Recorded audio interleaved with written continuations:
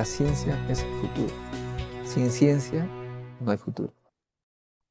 Hola amigos, soy Modesto Montoya, director y conductor del programa Encuentro con la Ciencia, un programa que promueve la educación, la ciencia, la tecnología y la innovación a través de entrevistas con sus protagonistas. En esta oportunidad tenemos con nosotros al ex canciller del Perú, Héctor Béjar, conocido por todos nosotros, que le hemos pedido nos haga el servicio de explicar a la gente de ciencias duras un poco lo que ha ocurrido en las Naciones Unidas. Brevemente puedo señalar que hemos escuchado un discurso potente de Petro, presidente de Colombia, de Lula, de Milei, por supuesto de Trump, que parecía un hombre en guerra, y el representante de China, que más bien parecía una paloma del progreso. Pero va a ser el doctor Héctor Béjar que nos va a hacer un análisis más serio. Gracias, Héctor, por estar con nosotros. Bien, muchas gracias, Modesto, por darme esta oportunidad de hablar en tu programa. Bueno, todos sabemos que las Naciones Unidas ha sido una conquista de la humanidad, lograda a partir de 1948, luego de la trágica Segunda Guerra Mundial. Y cuando se formó las Naciones Unidas, en un momento extraordinario que no volvió a repetirse, porque fue un momento en que las potencias vencedoras, Reino Unido, Estados Unidos y la Unión Soviética especialmente, estaban de acuerdo. Y, y en ese momento además, lo que podríamos llamar la izquierda, que era la que había luchado contra los nazis y contra los fascistas, estaba en el poder en Francia y en Italia, es decir, los países más importantes de Europa. Ese fue un momento muy fugaz que después varió, pero es ese momento en el cual se forman las Naciones Unidas y Hessel, de quien nadie se acuerda, que era el hombre, el ideólogo, digamos, de la resistencia en Francia, más Eleanor Roosevelt, la esposa de Franklin Delano Roosevelt, el presidente de Estados Unidos, fueron los que formularon el proyecto de Declaración de los Derechos Humanos. Y bueno, eso fue lo que hizo que en 1948 tuviéramos los derechos humanos. Pero repito, ese fue un momento muy fugaz, porque después vino la Guerra Fría, la rivalidad entre Estados Unidos y la Unión Soviética, el peligro de guerra atómica, y hubo una derecha que no podía hablar en aquella época porque había sido vencida, que después fue paulatinamente asomando nuevamente el rostro, es decir, los que habían apoyado a los nazis en Alemania, a los fascistas en Italia, que eran muchos miles, porque recordemos que en el juicio en los juicios contra los nazis solamente fueron condenados 25, eh, pero todo el resto quedó. Algunos criminales fugaron a diversos países, especialmente América Latina, Paraguay, Brasil y Argentina, y unos cuantos al Perú. Pero los otros quedaron cuando se formó la República Federal Alemana como parte del Estado alemán. Lo que quiero decir es que a lo largo de estos años ha habido un nazismo y un fascismo latente, oculto, digamos, que ahora reverdece y rebrota. Y la Asamblea General de las Naciones Unidas, cada año se realiza una Asamblea General en la que hablan los presidentes que quieren hablar, los jefes de Estado que quieren hablar. Ha sido esta reunión de las Naciones Unidas una demostración dramática de que estamos nuevamente frente a una fuerza ultraconservadora, racista, eh, europeísta, no podríamos decir solamente europeísta, sobre todo centrada en los Estados Unidos y menos en Europa, corrijo allí, que cree que hay un mundo superior que es el que debe gobernar y todo el resto tenemos que obedecer. Entonces, frente a eso ha habido dos discursos paradigmáticos, el de Trump y el de Petro. Entonces, creo que vale la pena analizar ambos.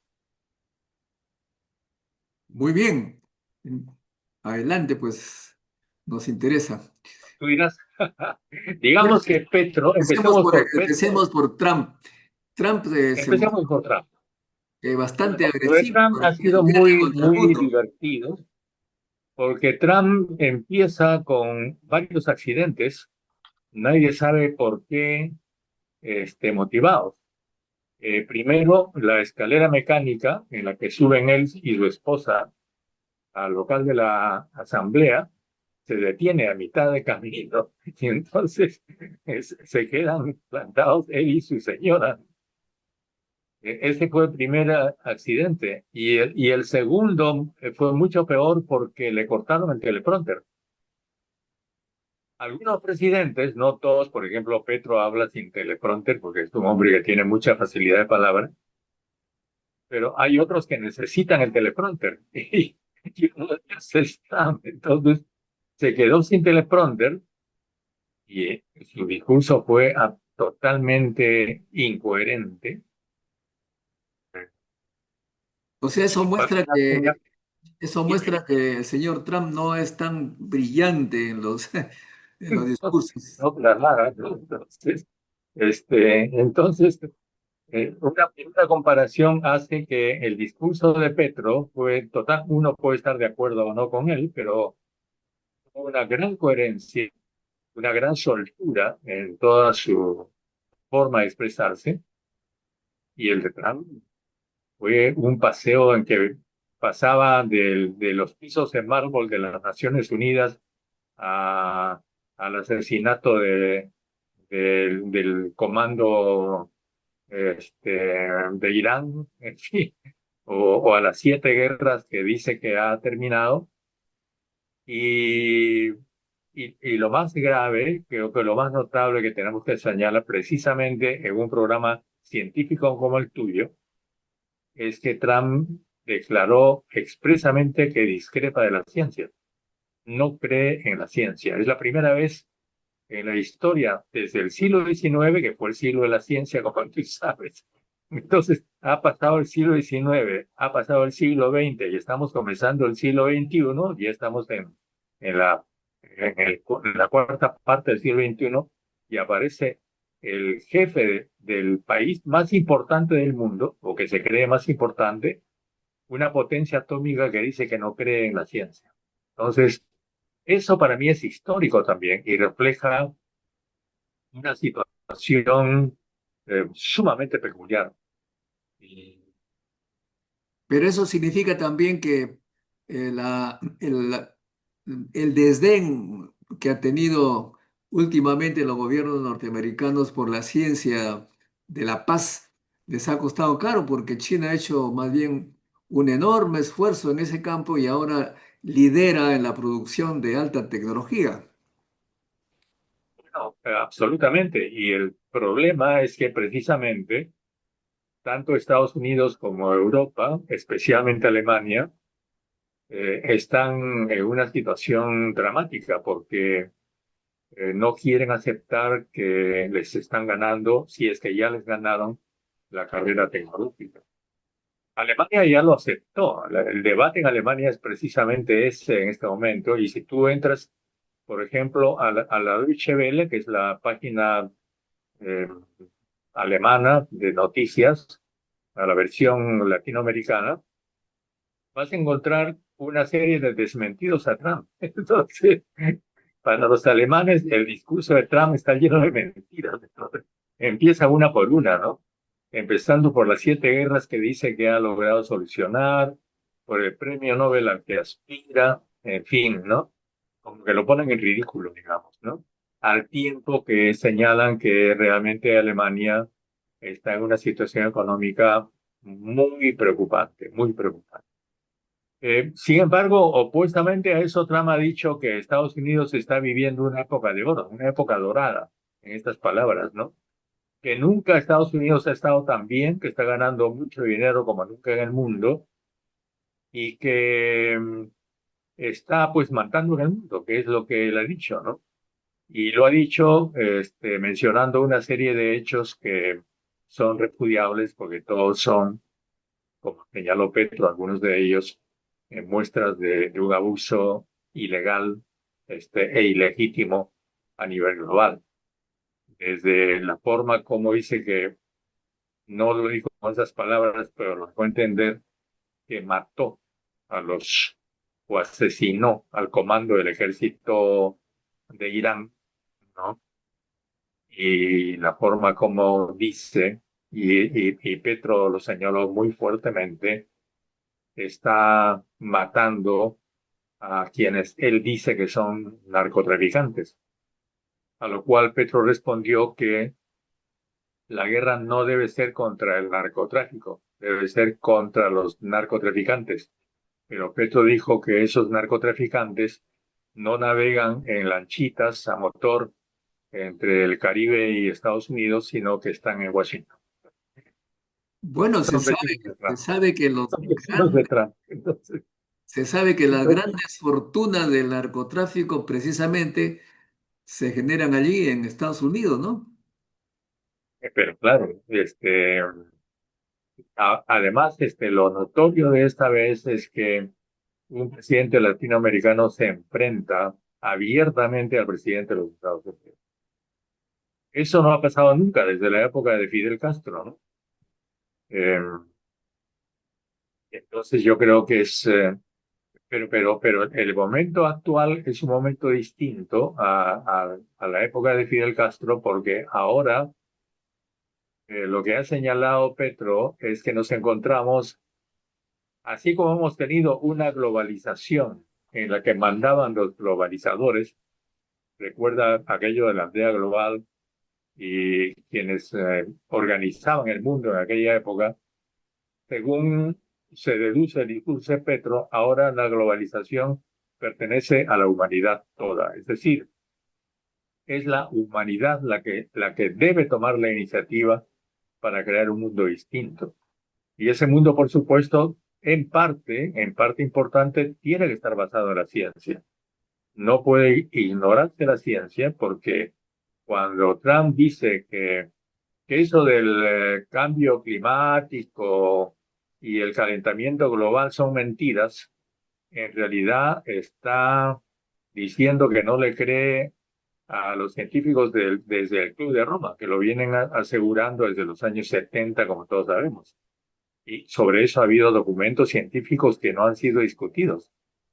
Solamente se han atrevido a discutirlos gente como Bolsonaro, como Trump, que son ignorantes, que no creen en la ciencia, que creen solamente en el poder y especialmente en el poder del dinero y el poder de las armas.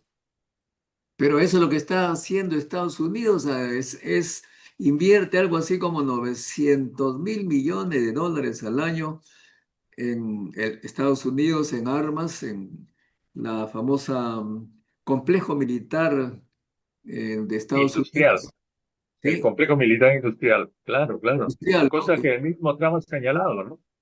El mismo Trump ha señalado, pero él ha sido incapaz de cumplir en ese aspecto sus promesas, porque él habló de un estado profundo y que ese estado profundo estaba manejado por, como dijo alguna vez Eisenhower, por el complejo militar industrial, pero resulta que ahora él está financiando desde el Estado al complejo militar industrial, como están haciendo los alemanes, porque los alemanes que tienen a su industria paralizada y en decadencia, están desesperadamente recurriendo a la fabricación de armas y para eso necesitan guerras.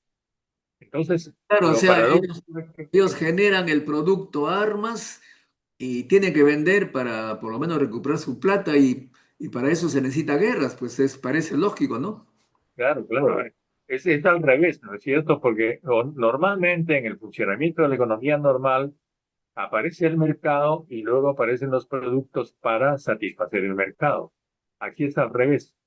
Aparecen los productos primero y después se crea artificialmente el mercado.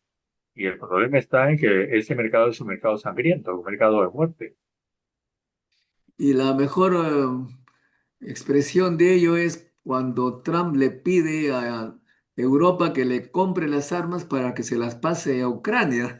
Es una cosa impresionante. Exactamente, ¿no? Porque necesita, y Petro se lo dijo muy directamente, ¿no? No refiriéndose a las armas, sino refiriéndose al petróleo, porque dijo prácticamente que el presidente de los Estados Unidos está financiado por los varones con B grande del petróleo.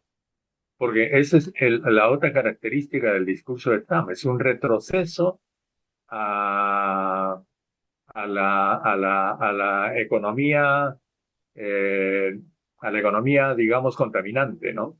A la producción contaminante, a los, a los, a los combustibles contaminantes. Pero Y él, ahí también el hecho de que Estados Unidos ahora es un gran productor de petróleo, les está diciendo a los europeos que le compren su petróleo y dejen de hacerlo con Rusia. O sea que y para eso se da el necesitan... lujo de dar órdenes, ¿no? Se queja de que cómo es posible que India esté comprando el petróleo ruso y cómo es posible que Europa esté comprando el petróleo ruso, pero a la vez se queja contra la economía, la energía eólica, contra las energías sostenibles, porque en, y eso es algo que los alemanes le han desmentido ayer, porque le han dicho, una de las mentiras que dijo es que Alemania ha vuelto a la energía atómica.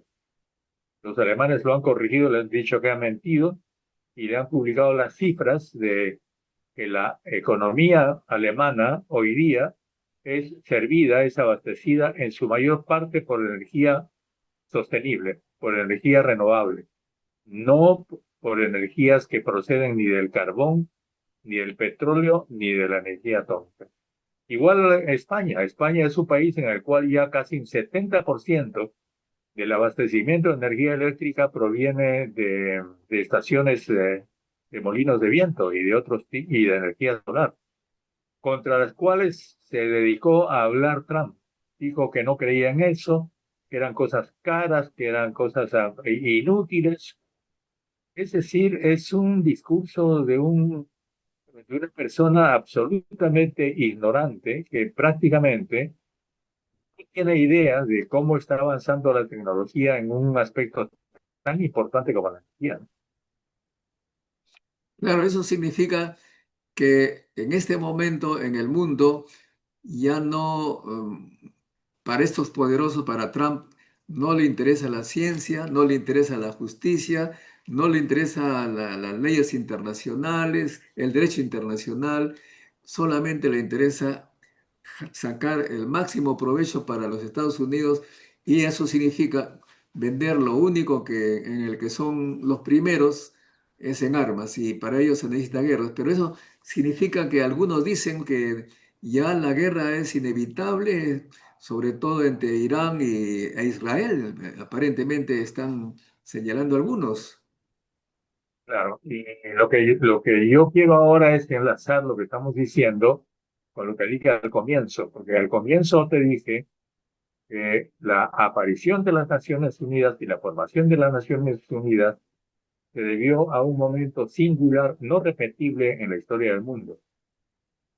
Y porque en realidad la aspiración de las derechas, lo que llamamos las derechas, tanto en Europa como en los Estados Unidos, es acabar con todo aquello que signifique estamentos que estén encima de la voluntad de los gobiernos. Ellos quieren regresar a un mundo en el cual hayan solamente países, que no haya organizaciones de países, porque no quieren ningún control encima de ellos. Eso son las campañas en Europa contra Bruselas y contra la Unión Europea, y en Estados Unidos las campañas contra las Naciones Unidas. El sueño de Trump y de la gente que apoya a Trump es que no existan Naciones Unidas. ¿Por qué?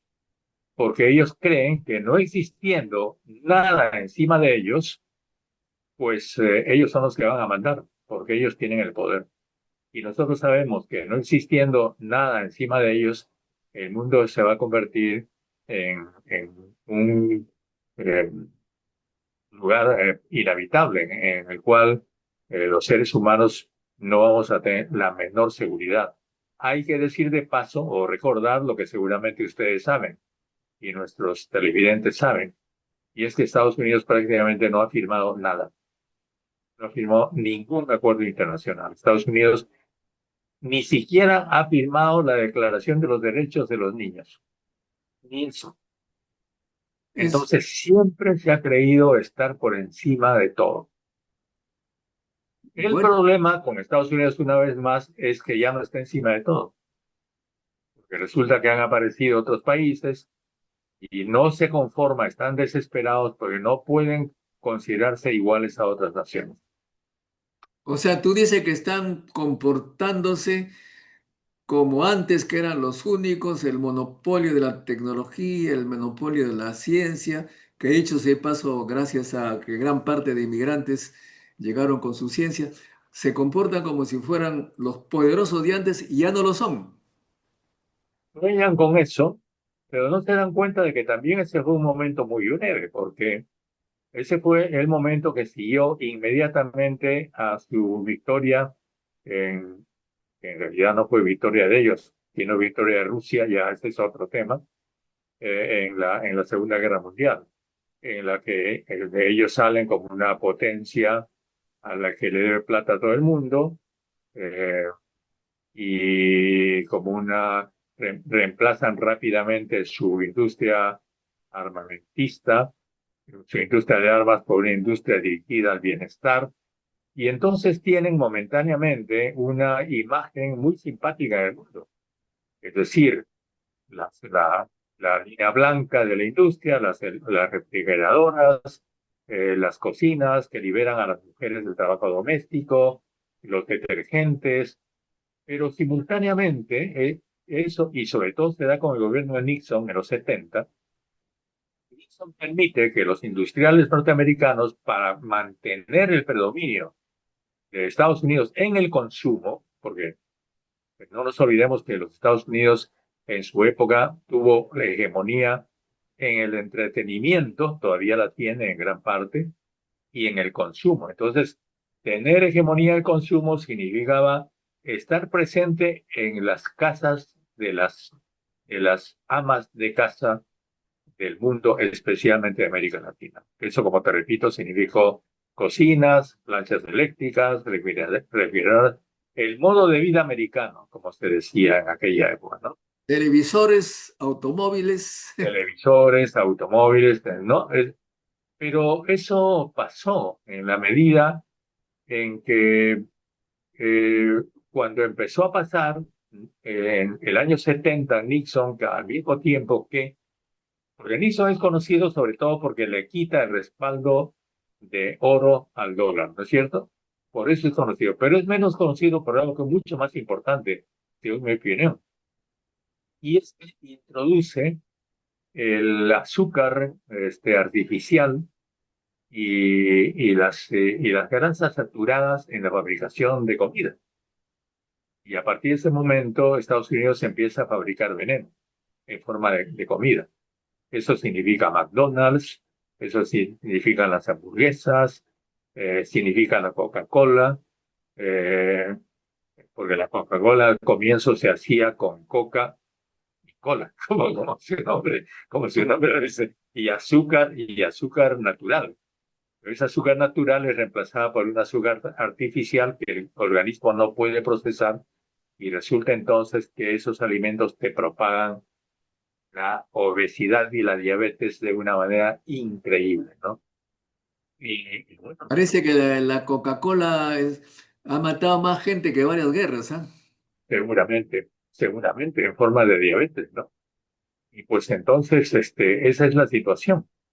Ahora, Ahora todo eso, lo interesante que tú señalas es que había un monopolio en los años 60 de los productos tecnológicos. Aquí gente que se hizo millonaria vendiendo esos productos, está Yompian y varias otras importadores, y los precios eran tan elevados que un televisor en una cuadra era un lujo, ¿no?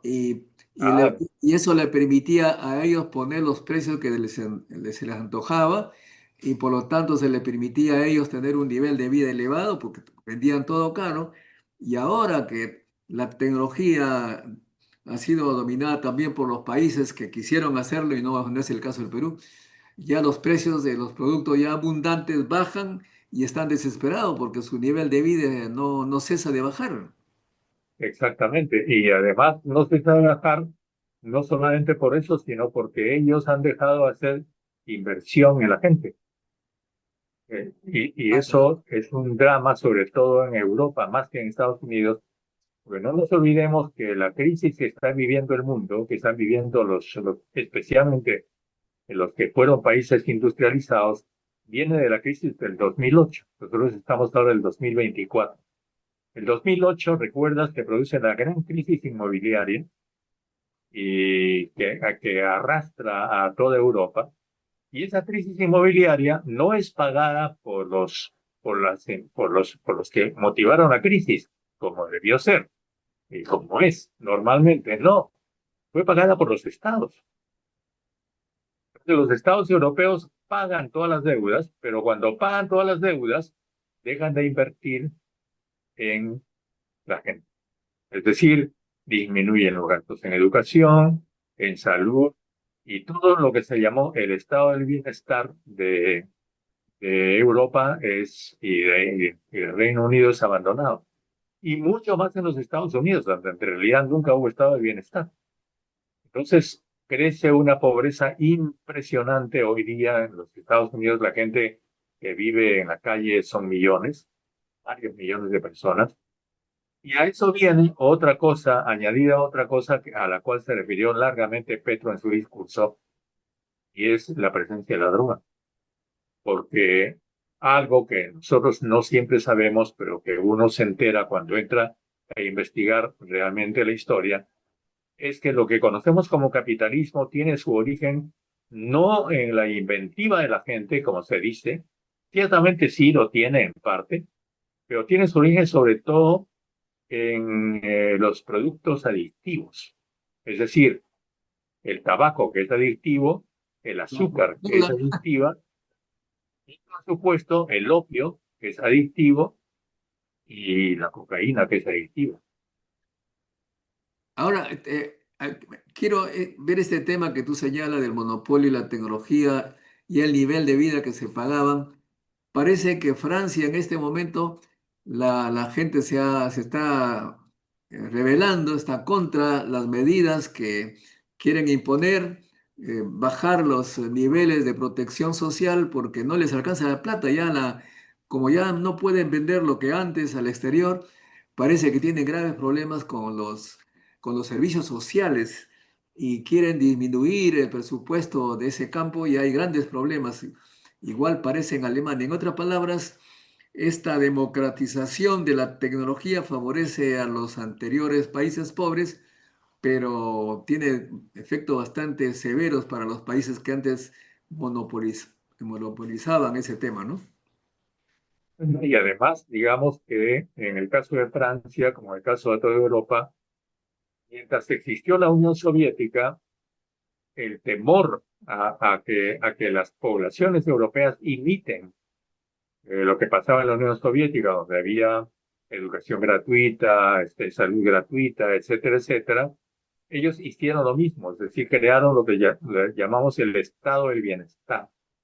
Y entonces tú tenías que en los años 50 o 60, digamos, aquí venían los viejitos europeos, las señoras de paseo, eran jubilados, porque la plata les sobraba y paseaban por el mundo y se jubilaban tempranamente. Se jubilaban a los 60 años y tenían todo el resto de su vida. Claro, se vivía también menos años que ahora, pero los últimos años de su vida eran felices y se dedicaban a pasear. Eso ya no existe, eso desapareció. A partir de la crisis del 2008, especialmente Francia, también Inglaterra, aunque Inglaterra todavía mantiene su sistema de salud más o menos, pero deteriorado, pero lo mantiene, especialmente Francia, mucho más España, Países Bajos, etcétera, etcétera, bajan increíblemente su nivel de vida. Las clases medias van bajando, casi desapareciendo, y encima de eso, el hecho de las intervenciones de ellos, de estos países coloniales, que han perdido sus colonias y que buscan mantener un poder neocolonial, hace que intervengan en, en África. Entonces se producen las guerras de Libia, de Siria, etcétera, etcétera, lo cual hace que tengan que recibir una ola de perseguidos, refugiados que vienen huyendo de las guerras que los mismos europeos y con los Estados Unidos causan en África, entonces, y en Asia, y en el Medio Oriente. Y entonces ahora empiezan a quejarse de tener, además del empobrecimiento de la clase media, una verdadera invasión del sur, de gente que viene desesperadamente a buscar ayuda. Y eso yo lo he visto, por ejemplo, en Suecia, es increíble. Los suecos encuentran que su mundo es transformado por los turcos, y a eso se une también la pobreza del, eh, del que fue, de la que fue Europa Oriental socialista, porque cuando cae por influencia de las mismas potencias europeas y de Estados Unidos especialmente, el régimen socialista en Polonia, en Alemania Oriental, en Hungría, etcétera, etcétera, toda esa población también se vuelca, como se están volcando los ucranianos ahora, hacia Europa Occidental. Entonces, Europa Occidental ya no puede sostener esa inmensa presión, no saben qué hacer, y ese es el fundamento, según mi opinión, del crecimiento de la derecha. Crece el racismo, crece el miedo, el rechazo al otro, al extraño, y las diferencias culturales chocan enormemente porque los turcos, pues, para empezar, los turcos en Suecia, por ejemplo, ¿no? Los turcos tienen muchos hijos, los suecos no tienen ninguno, tienen uno, para empezar, ¿no? Este, los hijos de los suecos van a la guardería. En realidad, los hijos de los suecos casi no tienen hogar, porque el Estado les provee de guarderías, todo lo demás. Los hijos de los turcos viven en el hogar, pero resulta que en las guarderías no hay calor, pues. Hay calor, cariño, en la casa de los turcos. Entonces, los hijos de los suecos se van donde los turcos para, para, para temor y pánico de los suecos que no quieren que sus hijos se junten con la gente oscura. Se produce un choque cultural impresionante, ¿no? Y eso lo encuentras en todos esos países. La desesperación de Europa por ser blanca, para seguir siendo una Europa blanca. Y eso también va contra la historia, porque en la medida en que las poblaciones de color, digamos, tienen una tasa de natalidad y de reproducción más alta y las blancas menos, casi la tienen negativa, entonces el futuro en forma cuantitativa está en manos de los morenos. Pero se está observando bastante mezcla de los europeos con los países del sur en ese campo.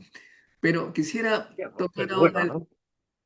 sí, está bueno eso. Pero lo que quería tocar ahora es el tema de Trump, eh, Venezuela, Lula y Milei. Parece que ahí las cosas son bastante diferentes. Bueno, Milei ha ido, como tú has visto, y se lleva su tweet impreso, ¿no? En el cual se le promete una ayuda de no sé cuántos millones, pero por supuesto todos sabemos que eso es a cambio de que Argentina, la Argentina de Milei, permita la entrada de los Estados Unidos a todo el sur patagónico de Argentina. En otras palabras, habrán bases norteamericanas, ya las hay de hecho seguramente, en el sur y Estados Unidos se apropiará del petróleo argentino que hay en el sur y de todo lo demás que hay, especialmente las tierras raras que tanto está buscando Estados Unidos ahora. Entonces, esa es prácticamente una entrega de Argentina increíble, pensando en un país tan querido, por lo menos por mí, porque Argentina está muy ligada a mi infancia y a la de muchos peruanos y peruanas, ¿no? Resulta que ahora vemos que la Argentina que todos admiramos cae en manos primero de Milei, que es un psicópata, y luego Milei cae en manos de Trump, que es otro psicópata, porque esa es la otra característica del mundo de hoy día, ¿no? Un mundo dominado por los psicópatas. Hemos regresado a la época de Hitler, pero estos psicópatas no son como Hitler. Hitler y Mussolini eran gente psicopática, pero coherente. Mussolini era capaz de hacer un discurso. Mussolini era un intelectual. Hitler no era exactamente un intelectual, pero los discursos de Hitler eran claramente coherentes en su locura, ¿no? En su Parece que psicopatía. Hitler se entrenaba un montón para decir un discurso. Pero lo que escuchas cuando escuchas a Trump y cuando escuchas a Milei, no Ah, bueno, sabes si estás en un manicomio o si estás en el mundo, ¿no? sí. ¿Y Lula sí que se puso las cosas en claro? Lula, No debe claro, el ser problema de Lula, fácil. sí, el problema de Lula es que Lula, a diferencia de Petro, no quiere enfrentarse, ¿no? Pero tampoco quiere ser sometido. Entonces, Lula pertenece, a diferencia de Colombia, a una línea muy consistente de Brasil, incluido, aunque habrá a quien no le guste lo que diga yo, incluido el Brasil de las dictaduras. Brasil tiene una línea imperial, históricamente imperial. Fue un imperio y es un imperio. Entonces, independientemente de que sea gobernado por los militares asesinos, por los demócratas como Lula, por los obreros, por la gente de izquierda, por la gente de derecha, por la gente intelectual como Fernando Enrique Cardoso, en fin, es el mismo Brasil. Es un país que tiene una gran consistencia en su línea general estratégica y saben lo que quieren. Y lo que quieren es expandir. Cuidado con Brasil. Cuidado con Brasil, ¿no es cierto? Porque Dicen tiene que una capacidad de expansión tremenda, ¿no? dicen que la frontera natural de Brasil son los Andes. Exactamente, exactamente. Además que ellos lo han dicho, ¿ah? No te olvides de que existe el histórico proyecto de poner unas 7 grandes centrales hidroeléctricas en los Andes orientales que abastezcan a Brasil. Ese es un proyecto que existe hace muchos años, del cual se ha hablado incluso. Se dejó de hablar a partir del otro gran proyecto, como sabemos, pues que se realizó es el de las carreteras transamazónicas, ¿no? Que ya existen. Entonces, ese Lula es un hombre de izquierda moderada, pero también es el jefe de una potencia y lo sabe. Entonces, él tiene que, a diferencia de Petro, que protesta y denuncia y le grita a Trump, Lula negocia con Trump. Claro, claro. Petro dice el discurso, pues, que no le cuesta nada ya. Eh, Claro. Muy Petro coherente. dice, ya me descertificaron, o sea, ya le quitaron el certificado, sí, Ya ya no está pierdo certificado, nada, no pierdo nada. Pero, ya no pierde nada, ¿no? ¿y Claro. Venezuela podría perder mucho o no?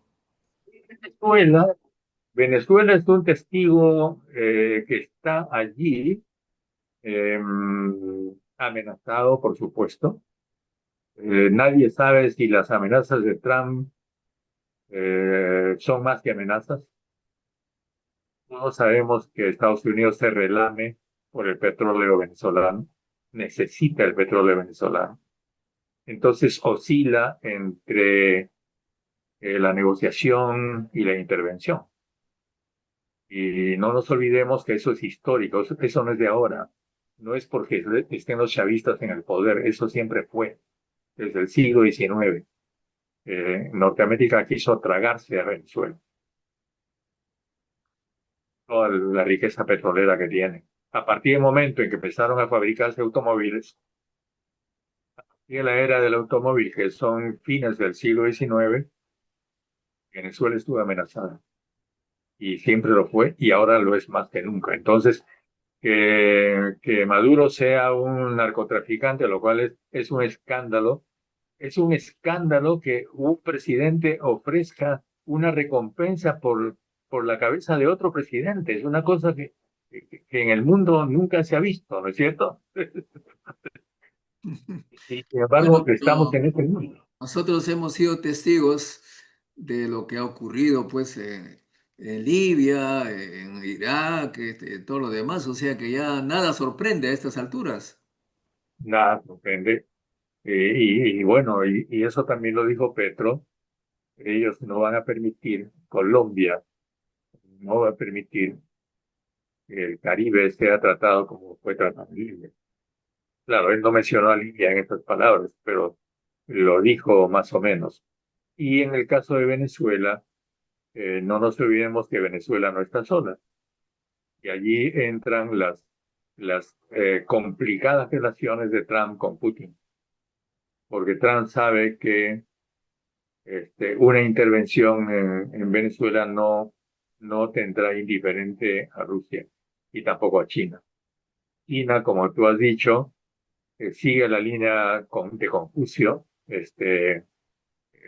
El Partido Comunista Chino es el partido de Confucio en realidad, porque es la línea de la amistad, de ganarte por la amistad, no por la guerra, ¿no? Entonces, evitar todo lo que significa belicismo y comprar y vender. Y ellos saben que el mercado les ha sido entregado por los Estados Unidos. No son los chinos los que han ganado el mercado, recordemos.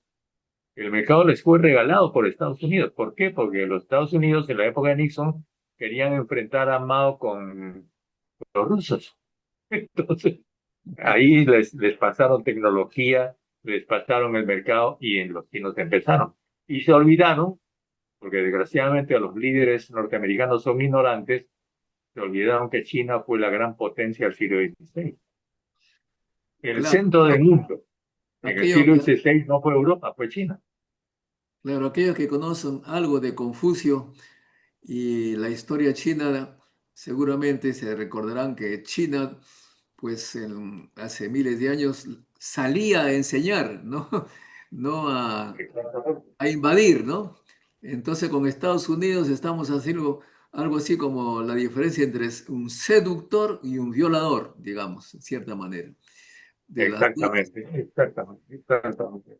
Ahora, Y, para ir finalizando, hay muchas preguntas acá, pero eh, nuestra presidenta, que a veces da vergüenza escucharla, parece que el Congreso no tiene vergüenza de su presidenta y la envía pues para meter la pata por todo lado. Y en esta oportunidad nos dijo que ha hecho mucho por la mujer peruana, la ha empoderado y inmediatamente yo pensé en lo que sucedió este año. Tú sabes, o no sé, este año o el año pasado, hubo un concurso para presidente de Concitec. Eh, Le dan una terna a la presidenta para que elija entre los tres. Y resulta que el concurso, ante gente, ante científicos, ante gestores, ante autoridades importantes, el primer puesto fue una mujer, Yamina Silva, de una meteoróloga física del IGP. El segundo puesto, un médico de la Universidad de San Martín de Porres, que muy poco lo conocían. Y el tercer puesto, otra mujer, la anterior presidenta del CONCITEC. O sea, tenía dos mujeres en su mesa, los nombres de dos mujeres y el nombre de un hombre. Y ella escogió al caballero supongo porque era de su universidad y no era pues la científica. O sea que por lo menos en el campo de las ciencias, lo que menos ha hecho es empoderar a la mujer, más bien ha bajado al primer puesto, la ha humillado porque la ha dejado por fuera de esa posibilidad que tanto ella se ha esforzado para, se ha preparado en campo de gestión, de conocimiento, y para nada sirvió ello. Pero ella dijo que ha hecho mucho por la mujer, por un lado, pero por otro lado, señaló pues que el COVID nos hizo perder 2 millones de vidas. Y finalmente señaló que ocurrió, ella prácticamente confesó haber hecho lo que hizo en el sur del Perú para defender la democracia porque la querían derrocar. ¿Cuál es tu opinión sobre estos 3 puntos? Me he quedado muy, eh, he tenido muchas interrogantes después de escuchar a esta señora, porque y la principal interrogante mía es, ¿y dónde estaba la Cancillería? Porque, perdón, el discurso de la presidenta tiene que ser preparado, por lo menos, por la Cancillería, el proyecto. Esta es la Cancillería que tenemos, porque no habló para nada del mundo, habló para el Congreso peruano, pero no dijo absolutamente nada de ninguno de los problemas mundiales. O sea que el Perú es un país que no tiene política exterior. ¿Qué pasó con Gaza? ¿Qué pasa con Ucrania? ¿No? Con las propias Naciones Unidas, las conferencias de Naciones Unidas que vienen. Hay un ciclo de conferencias que vienen.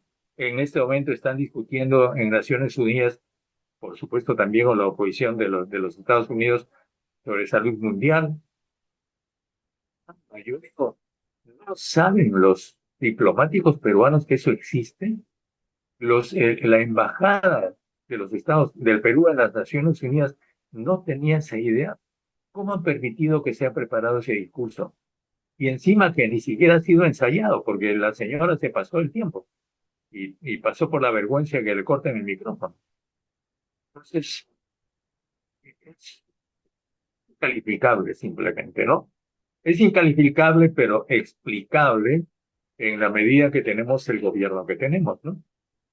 Bueno, ya lo dijiste todo, con el gobierno que tenemos cualquier cosa se puede escuchar, Ah, pero la calidad de los ministros,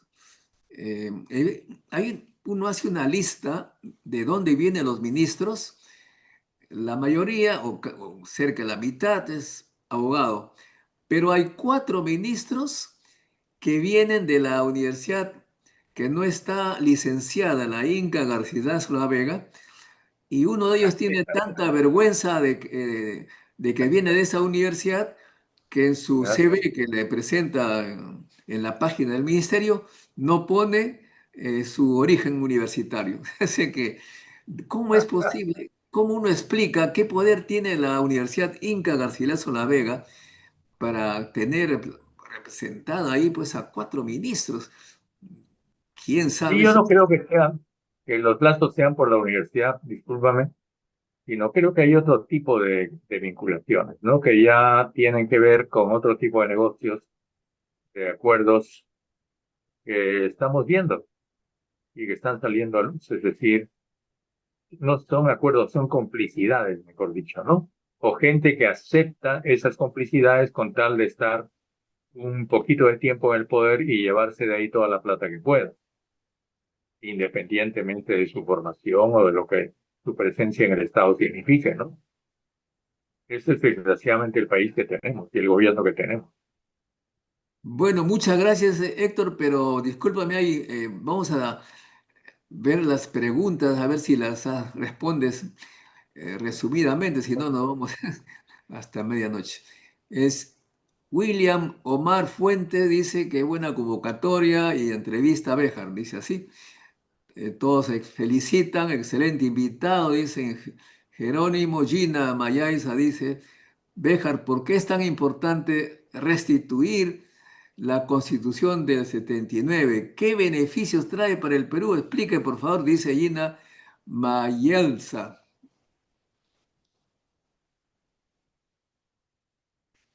Respondo. Sí, esa es la pregunta. Bueno, yo siempre cuando me hablan de la Constitución del 79, lo que digo es que estamos en 2024, no estamos en el año 79. ¿Qué significa eso?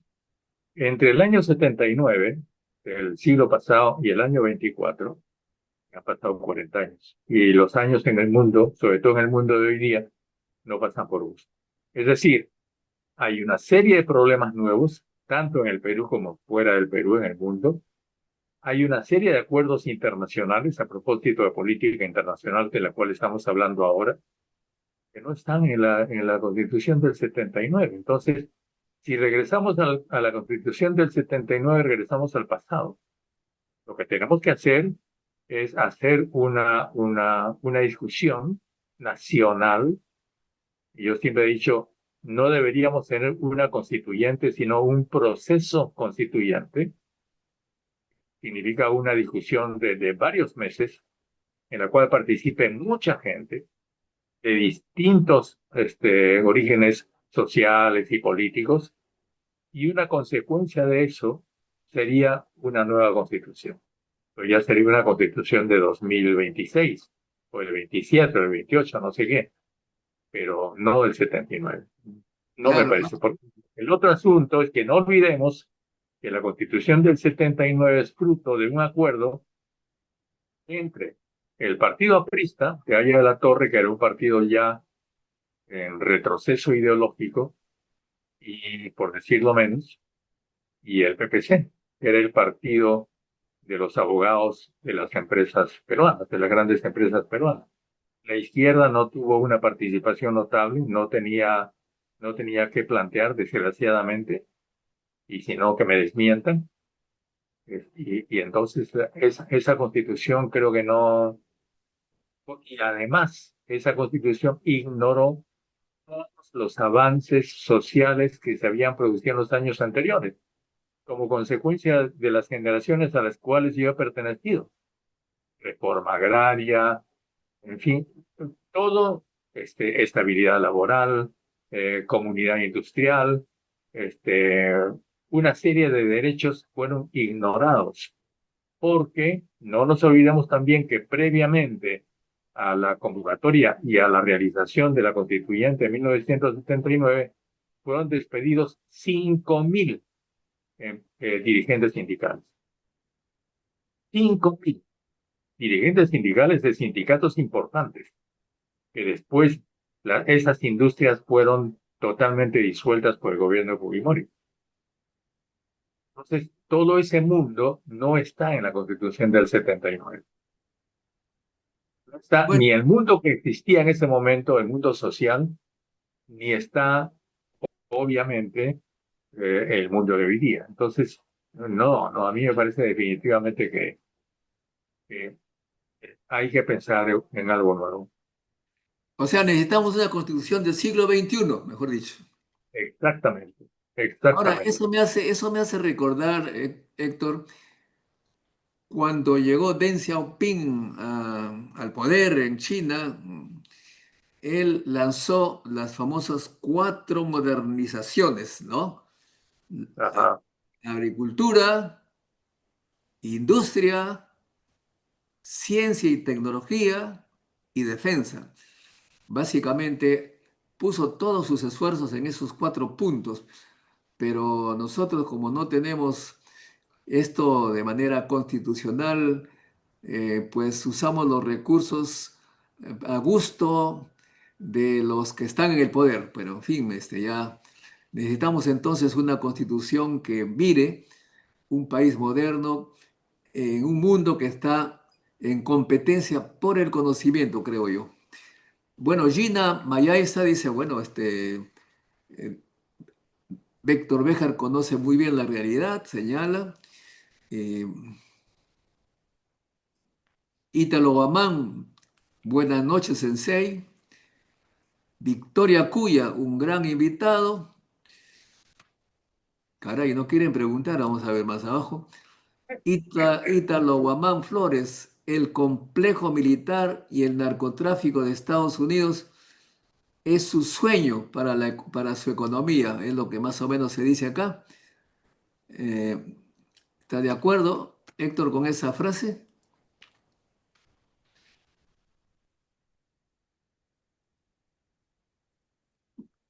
Pues luego dice, el complejo militar y Jerónimo dice, doctor Modesto, usted como científico, ¿qué opina de que el presidente Trump haya dicho que la 80ª reunión de la ONU, que el tema de las energías renovables sean una ideología de ambientalistas radicales? Bueno, la pregunta para Héctor, ¿qué piensas, Héctor, de esta Esto, afirmación?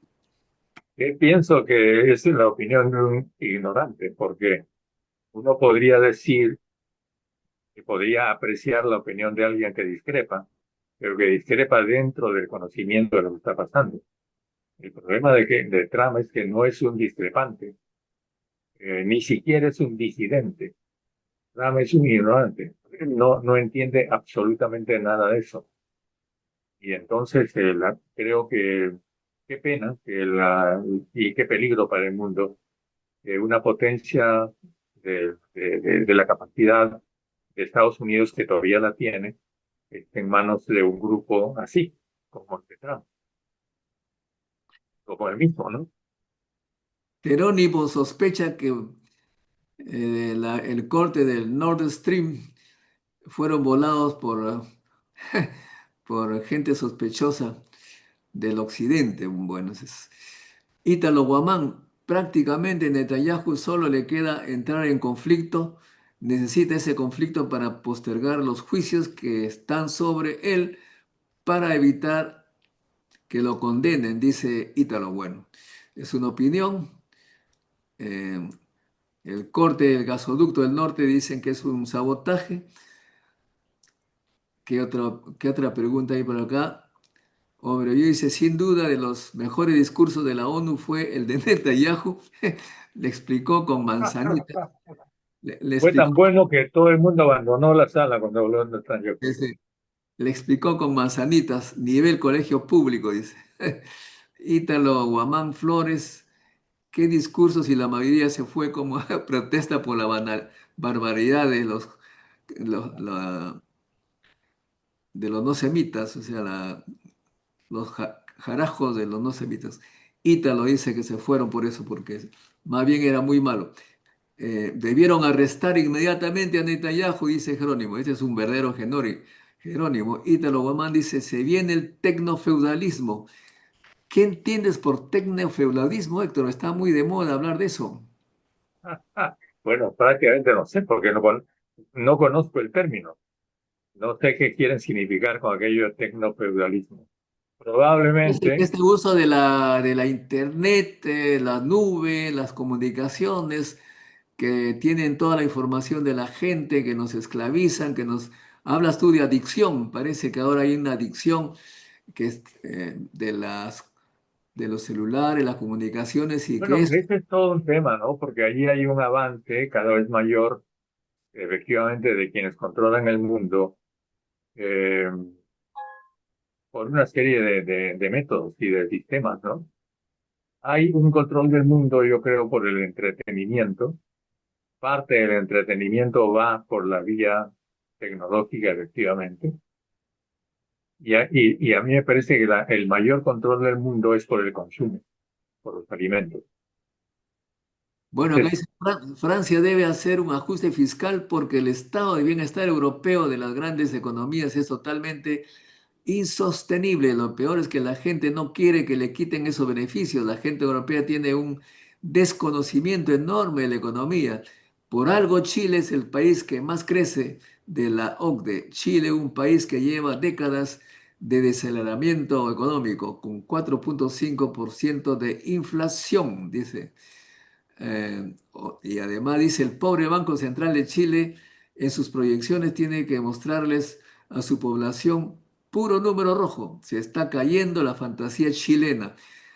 Bueno, estamos hablando de la ONU, pero no sé si quieres añadir algo, Héctor. Pero no nos olvidemos que todos los programas económicos que ha tenido Chile, incluida la época de Allende, porque Chile ha tenido, como todos sabemos, una historia dramática, trágica. Allende primero, luego Pinochet, luego la Concertación, ahora Boric, etcétera, etcétera. Y sin embargo, Chile no ha dejado de ser un país primario exportador, Claro, porque sigue siendo. Chile sigue dependiendo, como decía Allende, del sueldo. ¿Y cuál es el sueldo de Chile? El cobre. Entonces, no han avanzado un ápice en eso. A propósito, nosotros en Perú, cada vez en porcentaje, cada vez somos más primarios exportadores. Exactamente, exactamente. Y además con la diferencia de que mientras Chile tiene el cobre estatizado, nosotros tenemos toda la minería privatizada. Entonces, eh, no podemos decir que el sueldo del Perú es el cobre. El sueldo del Perú, y es bueno que nuestros amigos que nos están escuchando lo sepan, lo pagamos todos nosotros. Entren al presupuesto de la República y vean allí en ingresos cuánto es la contribución de todas las empresas mineras en conjunto y cuánto es lo que todos los peruanos y peruanas pagamos en IGB y en impuesto selectivo al consumo. Lo que pagamos nosotros es 100 veces mayor que lo que todas las minas juntas pagan. Eso se puede demostrar muy fácilmente. De manera que el sueldo del Perú lo pagamos nosotros. La diferencia es que somos tan tontos que dejamos que nuestro sueldo lo manejen otros. Ese es el tema en el caso peruano. Maya Sauni dice que, bueno, muestra su admiración por tu trabajo e investigación sobre historia del Perú y del mundo. Sabes explicar de una manera didáctica todo lo complejo de las sociedades.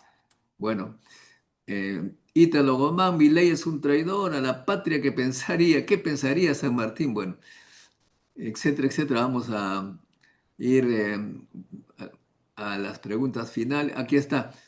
Maya Sauni dice, ¿qué opina de nuestro alcalde que quiere invitar a Milei y que hable como Trump? Y que además quiere que regresen los españoles a invadirnos. Ah, mira, a ver, quiere, Quiere que quiere, el Perú sea conquistado de nuevo.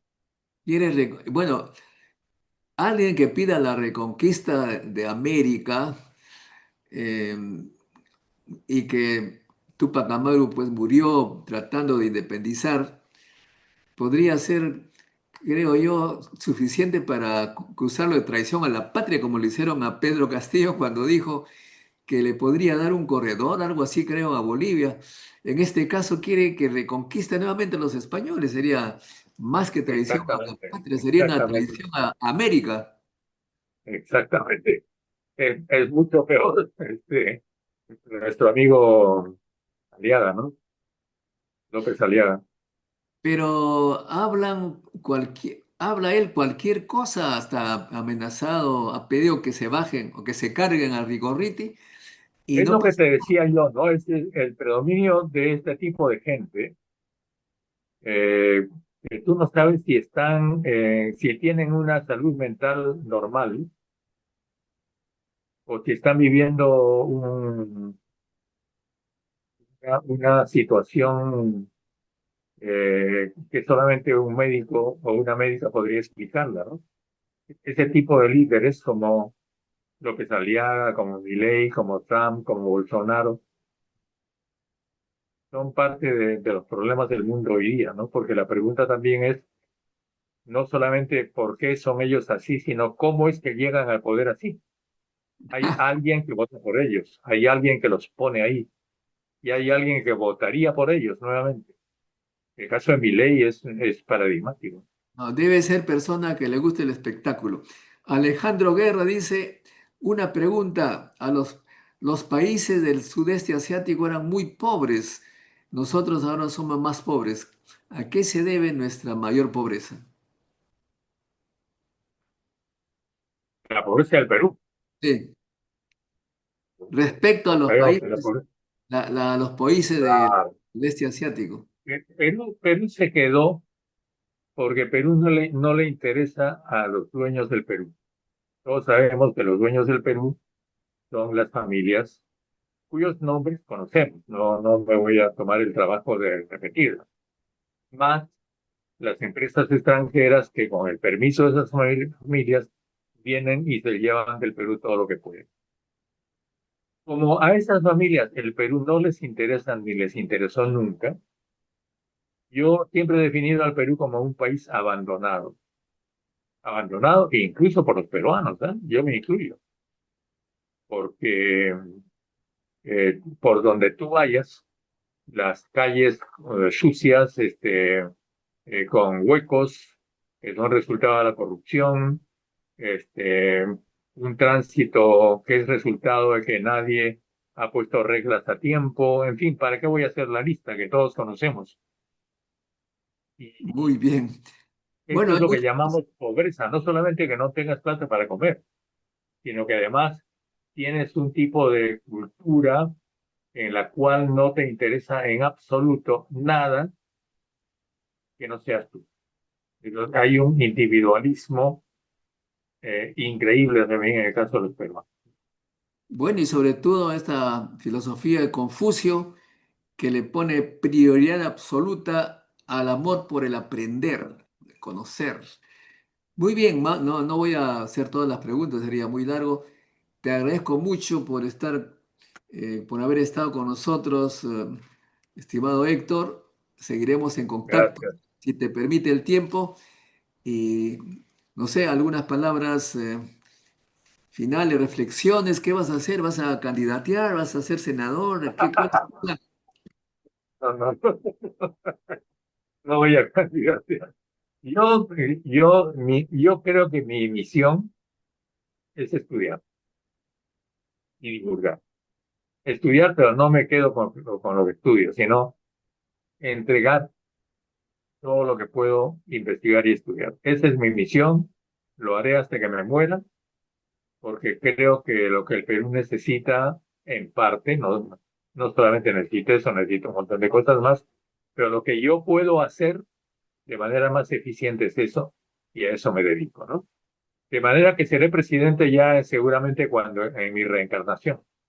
Entonces ya soy presidente de la República, pero por ahora no.